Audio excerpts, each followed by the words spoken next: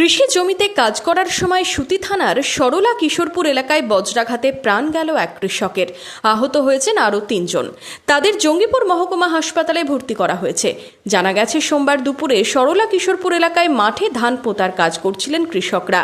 তার মাঝেই শুরু হয় বৃষ্টি। বজ্রাঘাতে আহত অবস্থায় মাঠেই পড়েছিলেন 4 জন। স্থানীয়রা তাদের উদ্ধার করে জঙ্গিপুর মহকুমা হাসপাতালে নিয়ে গেলে চিকিৎসকেরা কার্তিক মণ্ডলকে মৃত বলে ঘোষণা করেন। বাকি 3 জনের চিকিৎসা চলছে। ধান পুঁততে গেছিল, ধান পুঁততে গিয়ে এটা বাজ পড়লো কিনা, ওই বাজে এই সঙ্গে সঙ্গে মারা পড়ে যাক।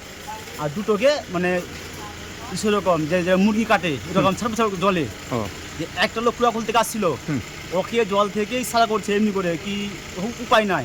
ওই লোকটা কি করে দেখলে, লোকটা দেখে তাড়াতাড়ি বাড়ি এসে আমাদেরকে বলে আমরা যাই যে উদ্ধার করলি আসি। জায়গাটা কোথায়? সরলা কিশোরপুর।